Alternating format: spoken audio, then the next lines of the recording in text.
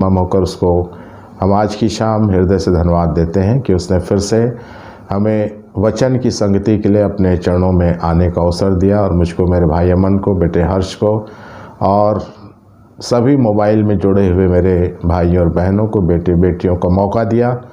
परमेश्वर को हम यीशु मसीह में पवित्र आत्मा में धन्यवाद देते हैं। आइए वचन में जाने से पहले हम प्रार्थना करेंगे। अनुग्रहकारी, दयालु, सर्वशक्तिमान परमेश्वर, उद्धारकर्ता यीशु मसीह में धन्यवादित हैं। तूने हम पर अनुग्रह किया, हमारे जीवनों की सुधि ली। फिर से आज की शाम देकर पिता परमेश्वर, तूने अपनी बातों को मुझको, मेरे प्रियों के साथ सुनने का, सीखने का, समझने का मौका दिया और तेरी पवित्र आत्मा की अगुवाई में जो तूने अपने वचन को लिखकर हम तक पहुंचाए हैं पिता, उसी पवित्र आत्मा की अगुवाई को मैं अपने लिए, मेरे सुनने वाले भाई और बहनों के लिए, बेटे और बेटियों के लिए, तेरे महिमा के लिए और हमारी आत्मिक जीवन की उन्नति के लिए मांग लेते हैं, ताकि पिता तूने कहा है कि मांगो तो तुम्हें दिया जाएगा। हाँ स्वर्गीय पिता, हम तेरे वचन को पवित्र आत्मा की अगुवाई में मैं अपने लिए, मेरे सुनने वाले भाइयों और बहनों के लिए, बेटे और बेटियों के लिए मांग लेता हूँ। तूने दिया पिता, हम धन्यवाद देते हैं। मानुषिक ज्ञान बुद्धि को उस क्रूस की वेदी पर चढ़ाते हैं और तेरी आत्मा की अगुवाई में, तेरी उपस्थिति में पिता, हम तेरे उन बातों को सुनना, सीखना, समझना चाहते हैं जिनको तूने आदि से पहले मेरे लिए, मेरे प्रियों के लिए तैयार करके रखा है। सारी अंधकार की शक्तियाँ, व्यवधान करने वाली ताकतें क्रूस की वेदी पे कीलों से जड़ते हैं और इस विनती को हम सब के उद्धारकर्ता यीशु मसीह के नाम से मांगते पिता, सुनिए और ग्रहण कीजिए। आमीन। सो परमेश्वर पिता का धन्यवाद देते हैं कि फिर से परमेश्वर ने अपने वचनों को ध्यान करने के लिए परमेश्वर ने मौका दिया, जिसके योग्य हम सब नहीं हैं। ये परमेश्वर का प्रेम, प्रभु यीशु मसीह का अनुग्रह और पवित्र आत्मा की सहभागिता है, जो हम मूर्खों के साथ, अयोग्यों के साथ, जो हम कुछ हैं भी नहीं, लगातार बनी चली जा रही है। इसके लिए हम परमेश्वर पिता को प्रभु यीशु मसीह में, पवित्र आत्मा में, उसकी उपस्थिति में धन्यवाद देते हैं। और आज कुछ वचनों को देखेंगे जो परमेश्वर ने भजन संहिता की पुस्तक में दाऊद के द्वारा इन बातों को चर्चा किया है। भजन संहिता 56 अध्याय उसके 9वें पद में लिखा है, मैं पढ़ूंगा। तब जिस समय मैं पुकारूंगा उसी समय मेरे शत्रु उल्टे फिरेंगे। यह मैं जानता हूँ कि परमेश्वर मेरी ओर है। यह मैं जानता हूँ, दाऊद कहता है कि यह मैं जानता हूँ कि परमेश्वर मेरी ओर है।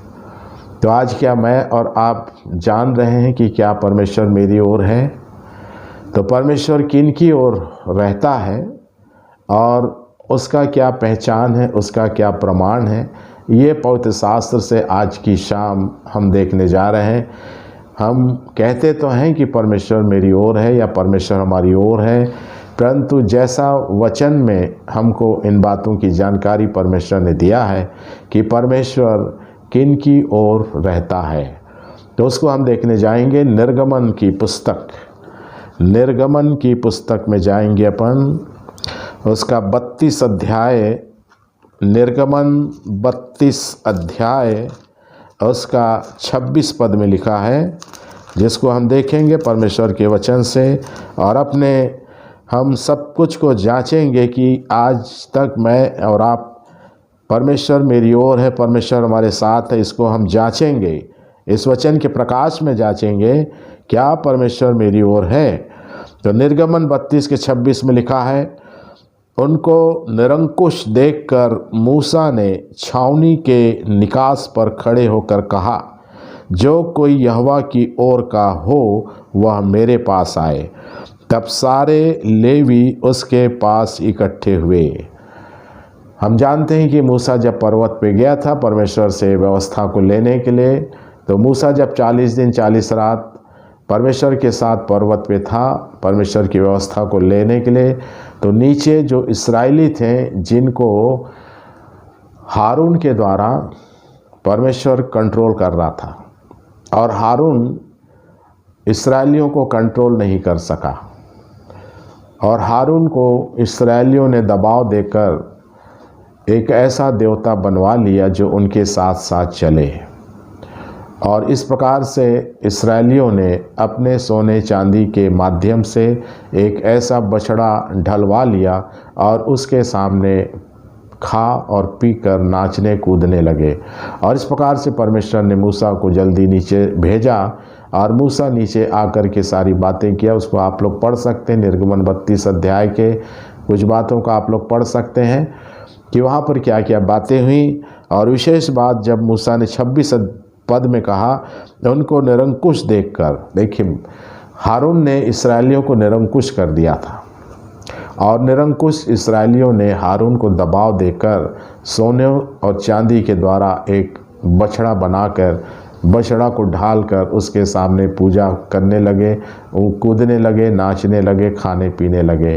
तब मूसा नीचे आकर के बोलता है, छावनी के निकास मतलब एंट्रेंस द्वार नहीं, निकलने वाले द्वार में, मूसा निकलने वाले द्वार में, छावनी का जो निकलने वाला द्वार था बाहर, उस पर खड़ा होकर मूसा कहने लगा कि जो कोई यहोवा की ओर का हो वह मेरे पास आए। तो जितने लेवी थे वो मूसा की तरफ परमेश्वर की ओर के होने वालों के संपर्क में आ गए। और आगे आप लोग इसको और पढ़ सकते हैं कि आगे क्या घटना घटी। और परमेश्वर की ओर के जो थे, वो जो परमेश्वर की ओर के नहीं थे, उन्होंने उनको तलवार से घात कर दिया। तो परमेश्वर की ओर रहने वाले बचाए जाते हैं और जो परमेश्वर की ओर नहीं रहते हैं उनको तलवार से घात कर दिया जाता है। तो ऐसे सब चीज़ को देख लीजिए कि आज मुझको और आपको शैतान ने कहीं घात तो नहीं किया है। यदि मैं और आप परमेश्वर की ओर के रहेंगे तो शैतान हमको घात नहीं कर सकता है। यदि परमेश्वर की ओर के नहीं है तो शैतान हमको घात कर दिया है और हम घात हुओं में रह करके हम झूठी तसल्ली दे रहे हैं कि परमेश्वर हमारी ओर है। तो इन बातों को वचन से मैं और आप जांचने की कोशिश करेंगे कि दूसरा राजा 6 अध्याय में भी देखेंगे। दूसरा राजा 6 अध्याय उसका 16वें पद में लिखा है, उसने कहा मत डर, क्योंकि जो हमारी ओर है वह उनसे अधिक है जो उनकी ओर है। हम जानते हैं कि एलीशा पर्वत पे बैठा था और राजा की सेना उसको चारों तरफ से घेरी हुई थी। एलीशा को नीचे उतारने के लिए कह रही थी, परंतु एलीशा वहाँ से नहीं उतरा। और तब उसका सेवक गेहजी आकर के देखा और डर के कह रहा है एलीशा से, हे प्रभु, हम नाश हुए जाएंगे। तब एलीशा ने परमेश्वर से कहा कि गेहजी की आंखें खोल दी जाए। और जब गेहजी की आंखें खुली तो परमेश्वर कह रहा है 17 पद में, तब एलीशा ने यह प्रार्थना की, हे यहोवा, इसकी आंखें खोल दे कि यह देख सके। तब यहोवा ने सेवक की आंखें खोल दी और जब वह देख सका तब क्या देखा कि एलीशा के चारों ओर का पहाड़ अग्निमय घोड़ों और रथों से भरा हुआ है। देखिए, परमेश्वर का दास एलीशा पर्वत पर अकेले बैठा था और आराम की सेना उसको घेरे थी, परंतु वो निडर था क्योंकि उसको मालूम था कि परमेश्वर की छावनी मेरी ओर है। अग्निमय दूतों की छावनी एलीशा की ओर थी, जिसको एलीशा भर देख पा रहा था। वो आराम की सेना भी नहीं देख पा रही थी, एलीशा भी, गेहजी भी नहीं देख पा रहा था।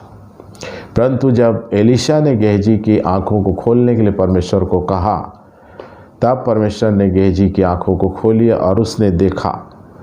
और तब एलीशा ने उससे कहा कि मत डर, क्योंकि जो हमारी ओर है वह उनसे अधिक है जो उनकी ओर है। देखिए, एलीशा ने कह दिया कि जो हमारी ओर है और जो उनकी ओर है उनसे अधिक है। तो एलीशा परमेश्वर का दास था, हम सब जानते हैं। एलीशा की बहुत अच्छी गवाही को हम जानते हैं। और तब उसने दावा किया कि परमेश्वर हमारी ओर है।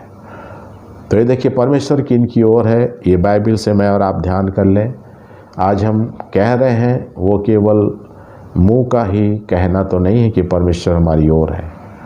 और फिर चलते हैं दूसरा इतिहास 32 अध्याय।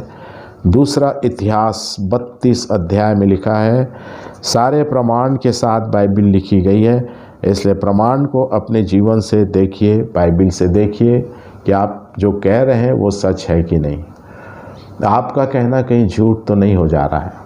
इसलिए दूसरा इतिहास 32 अध्याय के 7वें पद में लिखा है कि हियाव बांधो और दृढ़ हो, तुम न तो अश्शूर के राजा से डरो और न उसके संग की सारी भीड़ से, और न तुम्हारा मन कच्चा हो, क्योंकि जो हमारे साथ है वह उसके संगियों से बड़ा है।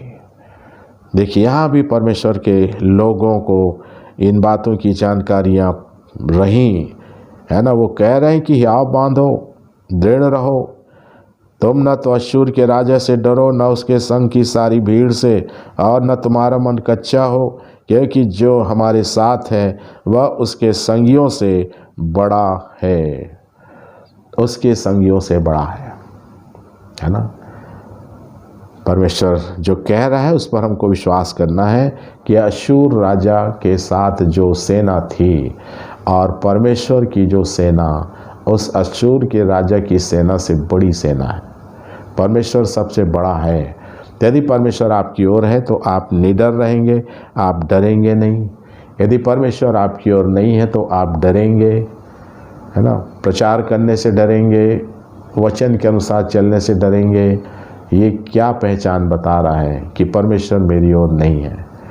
यदि परमेश्वर मेरी ओर है तो मैं निडर वचन के अनुसार चलूँगा और वचन का प्रचार जैसा लिखा है वैसा ही मैं करूँगा। तो इन बातों को अपने आप में हम सब जांच लें, परख लें कि हम केवल मुंह से कह रहे हैं कि परमेश्वर हमारी ओर है। यदि मुंह से कहना ही परमेश्वर हमारी ओर है तो हम एक दिन बहुत बड़े धोखे में फंसेंगे। इसलिए परमेश्वर का वचन आज हमको धोखे से निकालने के लिए है। फिर यशायाह नबी की पुस्तक 57 अध्याय के 15 पद में लिखा है। यशायाह 57 अध्याय उसका 15 पद में लिखा है। देखिए, यशायाह 57 उसका 15 पद, क्योंकि जो महान और उत्तम और सदैव स्थिर रहता। देखिए, परमेश्वर के बारे में कहा जा रहा है जो महान और उत्तम और सदैव स्थिर रहता और जिसका नाम पवित्र है, वह यूँ कहता है, मैं ऊंचे पर और पवित्र स्थान में निवास करता हूँ और उसके संग भी रहता हूँ जो खेदित और नम्र है, कि नम्र लोगों के हृदय और खेदित लोगों के मन को हर्षित करूँ। देखिए, परमेश्वर किन के साथ रहता है? जो खेदित और नम्र है, जो अपने गलतियों से खेद करता है कि मैंने आज तक परमेश्वर की इच्छा के अनुसार जीवन को व्यतीत नहीं कर पाया। इस विषय से जो मनुष्य खेदित रहता है और नम्र रहता है, परमेश्वर उनकी ओर रहता है। परमेश्वर नम्र लोगों की ओर रहता है, परमेश्वर खेदित मन वालों की ओर रहता है। तो इसको आज हम वचन के प्रकाश में देख लें। क्या मैं और आप खेदित मन के हैं? क्या हम अपनी गलतियों से खेद किए? क्या हमने अपने पाप अपराध के जीवन से खेदित हुए? क्या हमने उसको खेदित होकर छोड़ा? क्या हम नम्र होकर के जीवनों को व्यतीत किए? ये सारी बातें परमेश्वर को हमारी ओर साबित करती है कि परमेश्वर इस पृथ्वी के नम्र लोगों के साथ रहता है। परमेश्वर इस पृथ्वी पे जो अपने कामों से खेदित रहते हैं कि परमेश्वर ने जैसा हमको कहा था हमने वैसा अब तक नहीं किया, इसलिए हमको हमारे कामों से खेद है, दुख है, शोक है। तो ये कहने वाले परमेश्वर को अपनी ओर कर सकते हैं या करके रखते हैं, इनका दावा ठीक रहता है।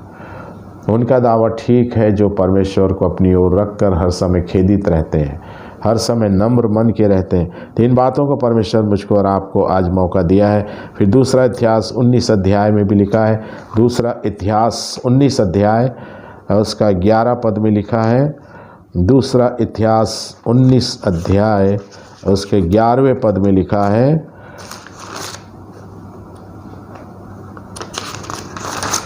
और देखो यहोवा के विषय के सब मुकदमों में तो अमर्याह महायाजक और राजा के विषय के सब मुकदमों में यहूदा के घराने का प्रधान इस्माइल का पुत्र जबद्याह तुम्हारे ऊपर अधिकारी है, और लेवी तुम्हारे सामने सरदारों का काम करेंगे। इसलिए हियाव बांध कर काम करो और भले मनुष्य के साथ यहोवा रहेगा। भले मनुष्य के साथ यहोवा रहता है, परमेश्वर रहता है। तो मैं और आप देखें कि क्या मैं और आप भले मनुष्य बन के जीवन बिता रहे हैं। यदि मैं और आप भले मनुष्य बन कर के जीवन बिताते हैं एक एक पल, तो परमेश्वर मेरी ओर है या परमेश्वर मेरे साथ है। यदि मैं बुरा मनुष्य बन कर के जीता हूँ, मेरे पास बुराई भी है और भलाई भी है, तो बुराई और भलाई वाले जीवन में परमेश्वर नहीं रह सकता है। परमेश्वर जो भला मनुष्य रहता है, जो भलाई करता रहता है, जिसके जीवन में एक मात्र भी बुराई नहीं रहती है, उसके साथ परमेश्वर नहीं रह सकता है। क्योंकि लिखा है कि बुराई तेरे साथ नहीं रह सकती। बुराई परमेश्वर के साथ नहीं रह सकती और परमेश्वर बुराई के साथ नहीं रह सकता। जैसे उदाहरण में यीशु मसीह ने बताया कि अंधकार और ज्योति एक साथ नहीं रहती है।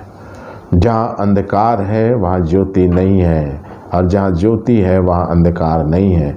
तो जहाँ परमेश्वर है वहाँ बुराई नहीं है, और जहाँ बुराई है वहाँ परमेश्वर नहीं है।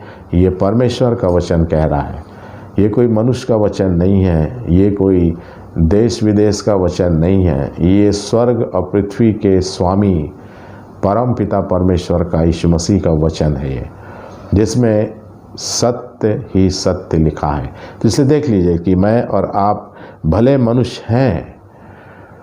यदि मैं भला मनुष्य हूँ तो परमेश्वर मेरी ओर है, मेरे साथ है। यदि मैं भला मनुष्य नहीं हूँ, मैं प्रचार कर रहा हूँ, तो परमेश्वर मेरे साथ है या मेरी ओर है, इसका मैं किसी को डिक्लेरेशन नहीं दे सकता हूँ।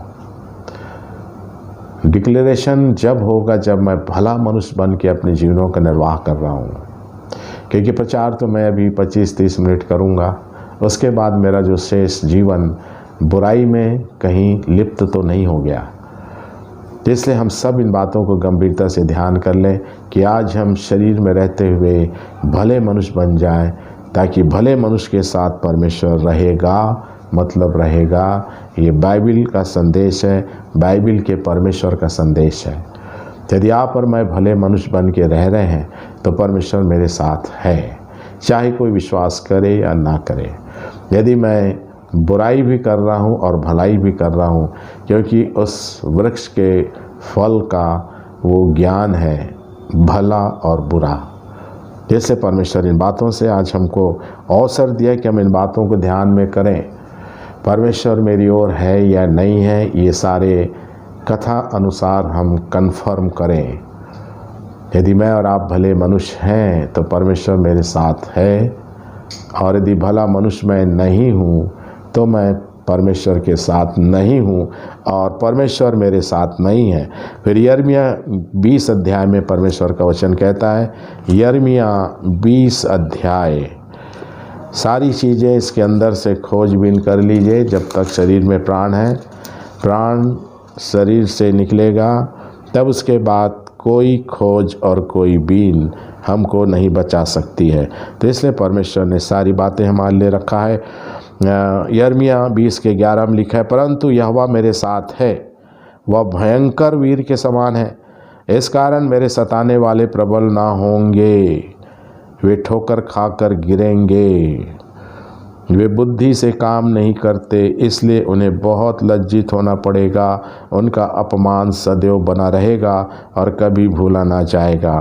देखिए, परंतु यहोवा मेरे साथ है, इस बात की गवाही यिर्मयाह दे रहा है। यहोवा मेरे साथ है, यिर्मयाह कह रहा है, क्योंकि वह भयंकर वीर के समान है। इस कारण मेरे सताने वाले प्रबल ना होंगे। देखिए, यिर्मयाह को कितने लोग सताते थे। यिर्मयाह को कितने लोग सताते। यिर्मयाह जब भविष्यवाणी करता था तो उसके मुंह पे थप्पड़ मारा जाता था। यिर्मयाह जब भविष्यवाणी करता था तो उसको सूखे कुएं में डाल दिया गया। यिर्मयाह जब भविष्यवाणी करता था तो उसको कीचड़ के कुएं में डाल दिया गया। यिर्मयाह को 24 घंटे में एक रोटी खाने को दी जाती थी, परंतु उसने परमेश्वर की बातों को लोगों को बताने से नहीं डरा, नहीं झिझका, क्योंकि परमेश्वर उनके साथ था, यिर्मयाह के साथ था, है ना। तो यिर्मयाह के साथ परमेश्वर था, इसलिए उसके सताने वाले उस पर प्रबल नहीं हुए। आज मेरे और आपके साथ परमेश्वर है या नहीं है, इसकी पहचान क्या मेरे पास है? कि मेरे सताने वाले मुझ पर प्रबल हो जा रहे हैं, इसका मतलब परमेश्वर मेरे साथ नहीं है। सरलता से, सहजता से वचन के दायरे में मुझको और आपको सब बातों को स्वीकार कर लेना है। यदि मेरे सताने वाले मुझ पर प्रबल हो जा रहे हैं तो परमेश्वर मेरे साथ नहीं है, ये परमेश्वर कह रहा है। परमेश्वर जिनके साथ रहता है उनके सताने वाले सताएंगे पर प्रबल नहीं होंगे, ये परमेश्वर का वचन दावा करता है। तो इन सब बातों को हम बड़ी गंभीरता के साथ आज ध्यान कर लें कि परमेश्वर मेरे साथ है, मेरी ओर है, तो सताने वाले तो मुझको मिलेंगे पर वो मुझ पर प्रबल नहीं हो सकते। तो ये कन्फर्म क्या मेरे और आपके पास है? कन्फर्मेशन है कि हम केवल जीभ से ही कह रहे हैं परमेश्वर मेरी ओर है, या परमेश्वर हमारी प्रार्थना को सुनता है? क्या प्रार्थना कर रहा है मनुष्य? शरीर, संसार, बस शरीर की डिमांड, संसार की डिमांड परमेश्वर से हम करते हैं, वो मिल जाता तो हम सोचते हैं कि परमेश्वर मेरी ओर है। ये झूठ है।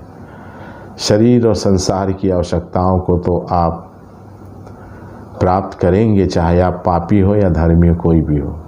शरीर और संसार की आवश्यकताओं की नीड परमेश्वर सबकी पूरी करता है। परमेश्वर पापियों के खेतों में भी मेंह गिराता है, पानी बरसाता है, धर्मियों के खेत में भी पानी गिराता और बरसाता है। तो इसका मतलब ये नहीं है कि परमेश्वर पापियों के साथ भी है। तो इसे सब बातों को आज निश्चयता के साथ बाइबल के प्रकाश में देख लीजिए कि आज आपके साथ, मेरे साथ परमेश्वर नहीं है तो हम एक बहुत बड़े धोखे में जीवन बिता रहे हैं। फिर यीशु मसीह ने खुद इस बात की गवाही दी यूहन्ना रचित सुसमाचार उसका 16 अध्याय में। यूहन्ना रचित सुसमाचार उसका 16 अध्याय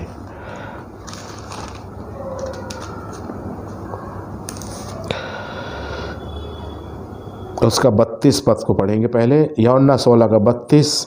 देखो वह घड़ी आती है, वरन आ पहुँची, कि तुम सब तितर बितर होकर अपना अपना मार्ग लोगे और मुझे अकेला छोड़ दोगे। तो भी मैं अकेला नहीं, क्योंकि पिता मेरे साथ है। देखिए प्रभु यीशु मसीह चेलों से कह रहा है, चेलों से कह रहा है कि वो घड़ी आ पहुंची है, वो घड़ी आती है वरन आ पहुंची, कि तुम सब तितर बितर होकर अपना अपना मार्ग लोगे और मुझे अकेला छोड़ दोगे। देखिए आज सारी जातियों ने अपना अपना मार्ग ले लिया है। जितनी पृथ्वी की जातियां सब अपना अपना मार्ग बना लिए, अपना अपना मार्ग बना के, अपना अपना झंडा बना के, अपना अपना रीति विधि नियम विधि विधान बना के वो परमेश्वर को छोड़ चुके हैं।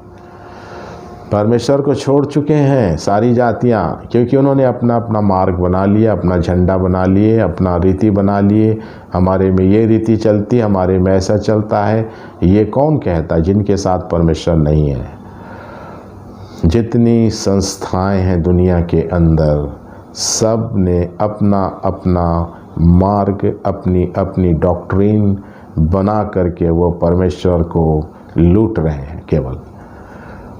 परंतु बाइबल कहती है, यीशु मसीह कहता है कि तुम लोग मुझको अकेला छोड़ दोगे, अपना अपना मार्ग लेके चले जाओगे, परंतु मैं अकेला नहीं। यीशु मसीह कहता है, यीशु मसीह कहते हैं कि मैं अकेला नहीं हूँ, पिता मेरे साथ है ना।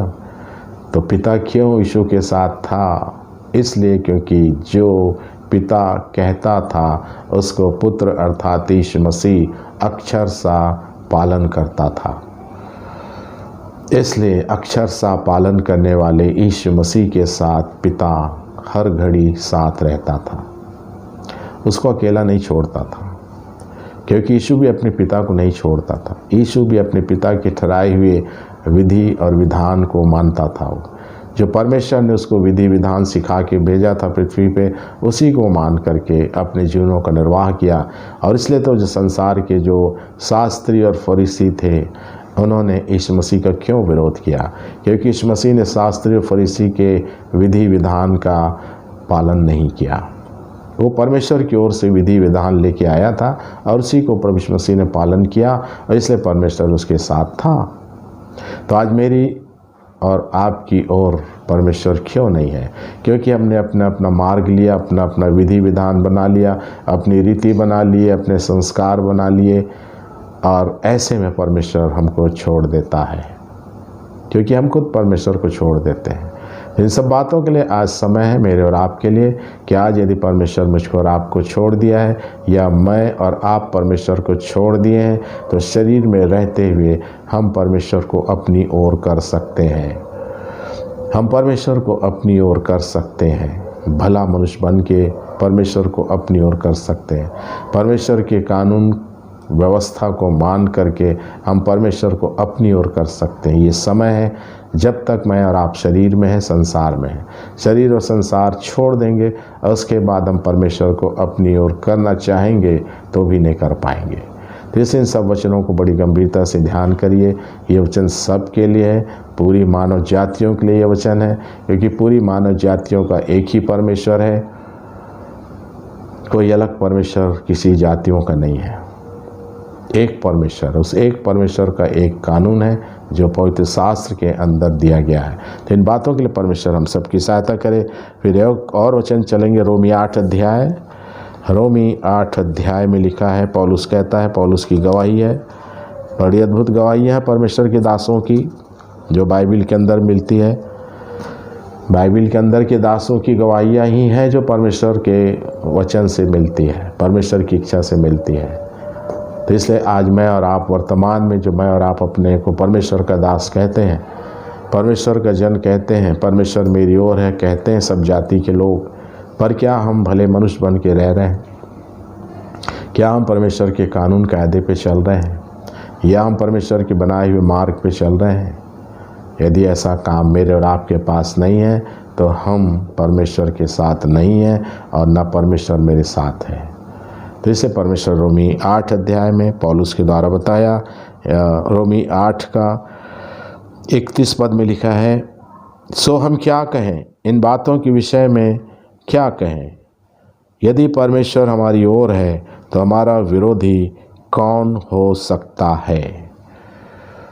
यदि परमेश्वर मेरी ओर है और मैं परमेश्वर की ओर हूँ तो मेरा कोई विरोधी नहीं हो सकता। विरोधी होगा भी तो मुझ पर प्रबल नहीं हो सकता। ये बाइबिल के परमेश्वर का दावा है। बाइबिल का परमेश्वर कुछ और बातें कहना चाहता है और संसार का परमेश्वर कुछ और बातें सिखाता है, और हमने संसार के परमेश्वर की बातों को मान लिया है। संसार के परमेश्वर की बातों पे हम अपने जीवन चरित्र को व्यतीत कर रहे हैं, पर बाइबिल के परमेश्वर के कथा अनुसार क्या मैं और आप या कोई भी मनुष्य पृथ्वी पे जीवन व्यतीत कर रहा है तो परमेश्वर उसकी ओर है। जैसे पौलुस ने बड़ी डंके की चोट में कहा, यदि परमेश्वर हमारी ओर है तो हमारा विरोधी कौन हो सकता है? तो परमेश्वर को अपनी ओर करने का एक समय शरीर में आज अभी और इसी वक्त मुझको और आपको दिया जा रहा है कि हम परमेश्वर को शरीर में रहते हुए अपनी ओर कर लें और शरीर में रहते हुए हम परमेश्वर की ओर हो लें। नहीं तो हम बहुत बड़ी हानि में पहुंचाए जाएंगे जिसकी भरपाई कोई नहीं कर पाएगा। उस हानि की भरपाई परमेश्वर भी नहीं कर पाएगा। उस हानि की भरपाई जब परमेश्वर नहीं कर पाएगा तो मैं और आप या मैं और आपका, मेरा और आपका समाज, मेरे और आपके लोग कहाँ से उस हानि की भरपाई करेंगे? नहीं कर पाएंगे। इसलिए जो करना है आज करना है। आज प्रभु यीशु मसीह हमको परमेश्वर के साथ, परमेश्वर की ओर होने के लिए अवसर दे रहा है कि हम यीशु मसीह में होकर के परमेश्वर की ओर के हो जाएं। यीशु मसीह में होकर के हम परमेश्वर के साथ हो लें ताकि हमारा बैरी हम पर प्रबल न हो सके। उन कार्यों को जानने के लिए, समझने के लिए ये पवित्र शास्त्र आप तक पहुंच गया है और इसकी जानकारियां लेकर के आप परमेश्वर की ओर के हो लें और परमेश्वर को अपनी ओर के बना लें तो हमारी आत्मा की भलाई है, नहीं तो आत्मा का नुकसान है और आत्मा का नुकसान का कोई भरपाई नहीं कर सकेगा। आज समय है मेरे लिए, हम सब के लिए। सो परमेश्वर इन वचनों के अनुसार हम सबको वचनों की बातों पे बने रहने के लिए अवसर दिया। हम इसमें बने रहने के लिए मन फिराएं, पश्चाताप करें और अपने अपने मार्ग को जो मैंने और आपने लिया उसको हम छोड़ दें। मैंने छोड़ दिया अपना मार्ग। 32 साल पहले मैंने अपना मार्ग छोड़ दिया। जिस मार्ग में मैं चलता था, जिस परिवार में, जिस समाज में मैं पैदा हुआ था, उस मार्ग को मैंने छोड़ दिया है, क्योंकि वो मार्ग मुझको परमेश्वर तक नहीं पहुंचाता है। परमेश्वर ने जो मार्ग बनाया है वही परमेश्वर तक पहुंचाता है। तो इस जानकारी को लेने के लिए पवित्र शास्त्र हमारी सहायता करने के लिए आज उपलब्ध है, कल उपलब्ध नहीं रहेगी। सो इन बातों की समझ से परमेश्वर हम सबको, हम सुनने वाले भाई और बहनों को, हमारे परिवारों को परिपूर्ण करे। चलिए प्रार्थना करेंगे। अनुग्रहकारी दयालु परमेश्वर, उद्धारकर्ता यीशु मसीह में धन्यवादित हैं, तूने हम पर अनुग्रह किया, हमारी सुधीली फिर से आज की शाम अपनी बातों को सुनने सीखने का मुझको भी अपने प्रियों के साथ मौका दिया। तेरी पवित्र आत्मा ने हम मूर्खों की मदद की। तेरा वचन कहता है कि परमेश्वर किन की ओर रहता है। हाँ परमेश्वर, यदि हम भले मनुष्य बन के रहते हैं तो हम परमेश्वर की ओर हैं, परमेश्वर हमारी ओर है। यदि हम परमेश्वर के कानून व्यवस्था के अनुसार चलते हैं तो परमेश्वर हमारी ओर है और हम परमेश्वर की ओर के हैं। ऐसी बहुत सी बातों को हमने देखा पवित्र शास्त्र से। ये सारी बातें पिता मेरे जीवन के लिए, मेरे सुनने वाले भाई और बहनों के जीवनों के लिए कार्य करें। हर एक की मन की आँखें ज्योतिर्मय करें, हर एक की आँख के छिलके गिराए जाएँ, ताकि लोग नाश न हो पिता, परंतु अनंत जीवन को प्राप्त करें। इस विनती को हम सबके उद्धारकर्ता यीशु मसीह के नाम से मांगते पिता, सुनिए और ग्रहण करें। आमीन।